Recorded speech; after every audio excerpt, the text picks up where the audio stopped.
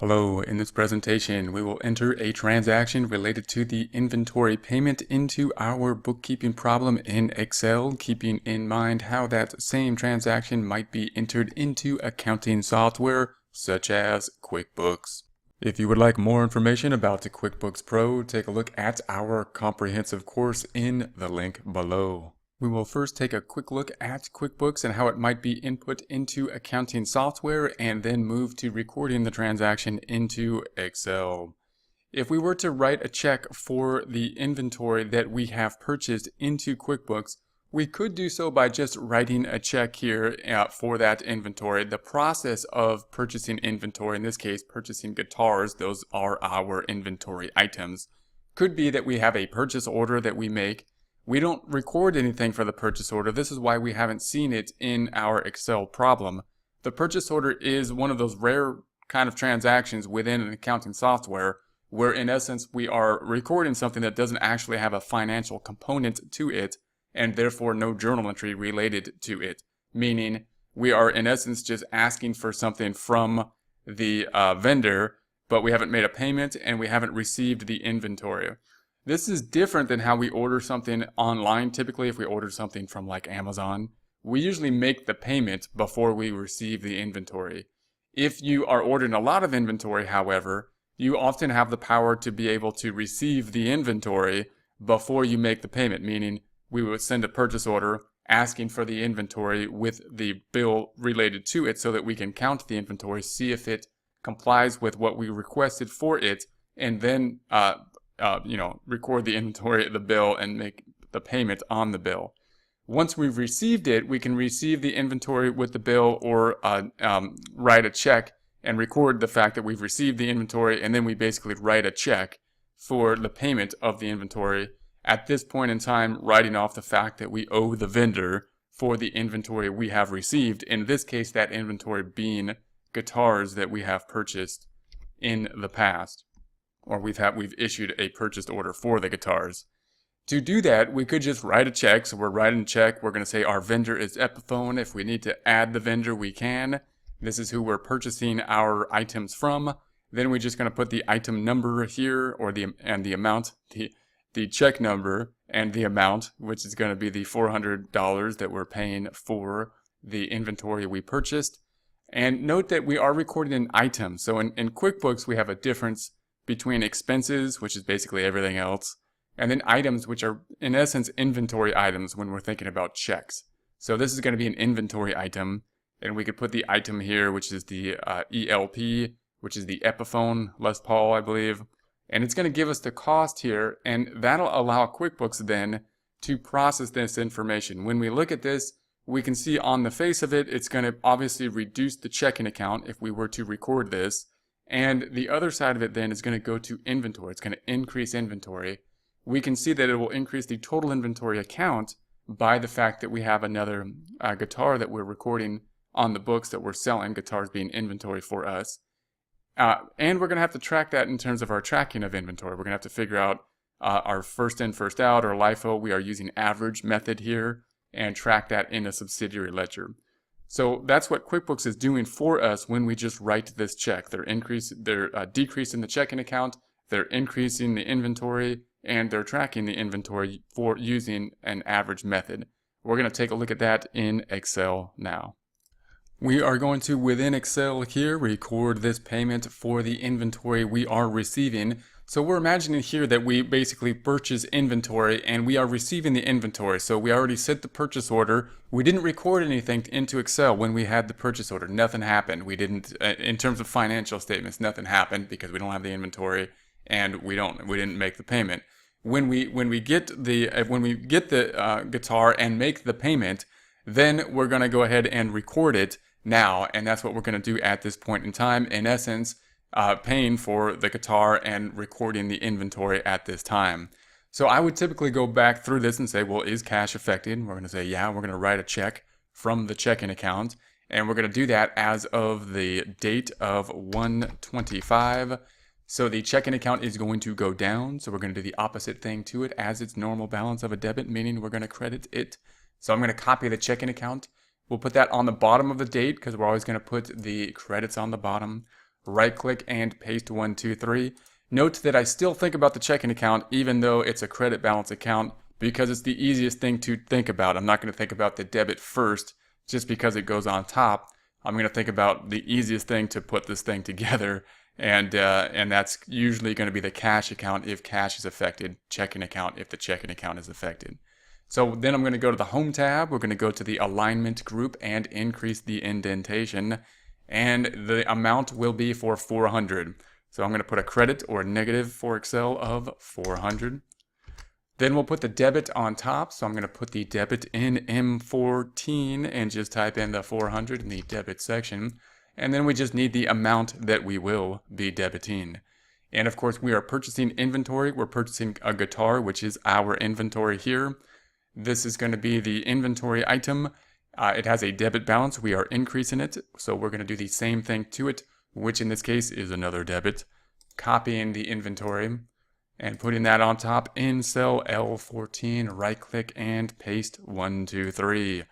This is going to be our journal entry here. That's what we have at this point. We have journalized the journal entry into the general journal. Now we'll be posting that to the general ledger. Before we do that, we're going to freeze the panes. So I'm going to scroll back up. I'm going to put my cursor in AJ1. We're going to go to the tabs up top. We're looking for the View tab. Then we're in the Windows group. And we're going to freeze panes in the Windows group, freeze panes. Then we're going to record this. So here's the inventory item. That's what we are going to record. It's the third item on the trial balance and therefore the third item on the general ledger. Scrolling over so we can see them side by side and scrolling down, there's the inventory item. We want to be on the debit side, so we are in cell AQ28. AQ28. We're going to select equals and point to that 400. Then we'll select enter, and that'll bring the inventory up from 1945 by 400 to 2345. Scrolling back to the trial balance, we see that we are out of balance by that 400, and we have the inventory at that 2345. We're then going to record the checking account going down. So there's the checking account. It is our first account, of course, on the trial balance, and therefore the first account on the general ledger as well. We will be down here in AN16. AN16 will equal, and we will point to that $400, bringing the balance down from 126, 128 by 400 to 125, 728. If we scroll down, we see that we are back in balance here.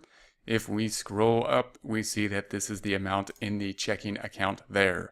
Note that although we spent cash, we spent money, we didn't do anything to the income statement. We haven't expensed anything. We just recorded another asset. In essence, we gave up one asset, cash, and received another asset, hopefully of equal value, the inventory. We're not going to expense it until we consume that inventory, use it in order to sell the guitars we purchased with it, and record the expense in the format of cost of goods sold. Let's see what happens to the financials. Or next, we're going to look at our subsidiary ledger for this 400. Note what we purchased here. We purchased inventory. That inventory, we can see the detail in the general ledger of when we purchased it, but we also need to track which guitars make up that money. This is in terms of dollars. We need to know it also in terms of units, in terms of inventory. To do that, we're going to go to our inventory subledger. So we're going to the right. I'm just scrolling right till we get to our inventory. Actually, we should probably unfreeze the panes. I'll keep them frozen. We'll keep going right until we get to our subledger. Here it is. Our inventory subledger has three components. It has the purchases component, the sales component when we sell stuff, we'll have to record the cost of goods sold, and then the ending inventory. This is the piece that's left in terms of what's still in inventory, and it should tie out to what we have in the balance sheet and in the inventory item on the balance sheet and the trial balance. So we have our types of guitars here. We have the ELP, we have this type of guitar, we have this type of guitar, and whatnot all the way down. And remember that the total of all these, if we scroll down, would be here. This is the amount totaling up all of the different inventory items that should tie out to the balance sheet. Now, each individual inventory item could change in price over time, and if it does, we have to account for that. We're going to use some cost flow assumption. QuickBooks typically uses an average cost flow. So if any of these prices change, we'll use an average method to account for it. So in this case, we're going to probably have them all be the same price throughout the problem, I suspect. So it won't be a problem. So we're going to be here. We got an ELP. This is what we are purchasing. This is on 125. And I'm going to say we purchased, it looks like one of these items and they cost $400. So we're going to say this equals 1 times 400. Now note that this piece of the problem, there is nothing that is an estimate. It doesn't matter if we use LIFO, FIFO, specific identification, or average method. We purchased it for what we purchased it for. This cost $400. This journal entry will be for $400. We will record $400 of inventory no matter what method we're using. It's really on the cost side that the different methods could have an impact on how much we record in terms of the cost of goods sold. Then we're going to scroll over here. I'm going to put that same information into the ending inventory. So I'm going to say that we have 1 at 400. And then if we multiply this out, we have 1 times 400. So if then we're going to say that we have total inventory. I'm going to put a subtotal in here. We will, in essence, calculate the average method. Now, because the prices are the same, it's going to look a bit redundant to calculate the average cost, but this will be how the calculation will be done. So we're going to go to the Home tab. I'm just going to underline this, and I'm going to underline this, so that we're going to say this is a total. We're going to sum these two up, which will, of course, be 2. I'm going to use the sum function by saying equals SUM, double-click the sum function, and then just highlight those two items, and that'll add up to 2. And then instead of summing these up, we're not going to sum those up. What I want to do is find the average cost. So I'm going to go over to the total cost and sum these up and say equals the sum, and then double click the sum function and highlight those two items. So that's of course 800.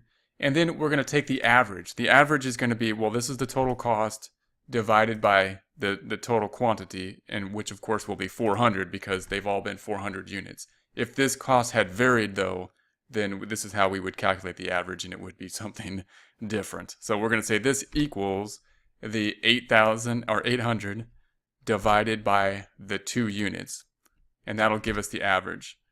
So just beware that that's the average cost. That's what QuickBooks will be using.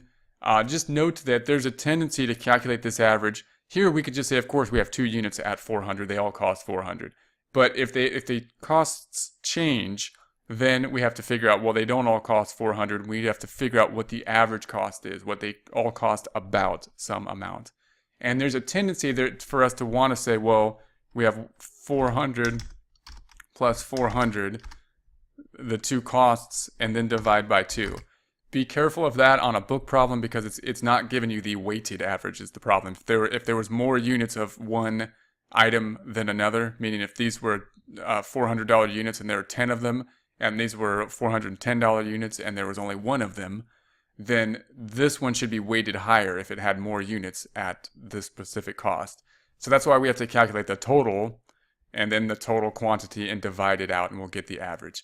So in this case, of course, it'll still be the $400, but that's how you would calculate the average within each guitar unit that we will be having. If we scroll down to the bottom, then we're going to get the total in our total inventory. And I'm going to just double click on here. All it's doing is adding everything up. If I double click on it, it's just adding everything up. But I'm going to adjust this total. This is a non-sophisticated formula, and I need to make that 400 be down here to the 800. So to do that, I can see that that cell is CP5. So CP5, the first one, we need to make it, I'll just delete the whole thing and point to that one. It needs to be CP8 and enter. If that's confusing, we could just do the whole thing over and just delete it and say this equals, and I'm just going to point to the last number in each of these. So this equals the last number, that 800, plus, so there's the plus in the formula. Scrolling down the last number, plus, there's the plus in the formula. Scrolling down that number, plus, the 0, plus, the 304 plus, the 320 plus, and no plus on the end. Delete that plus. If I don't delete that plus and I select enter, it's going to say, you have an extra plus or something like that. And I'm going to say, well, that's okay, fix it. And then it does that. So I just hit enter again and it fixed it. So there's the 2,344.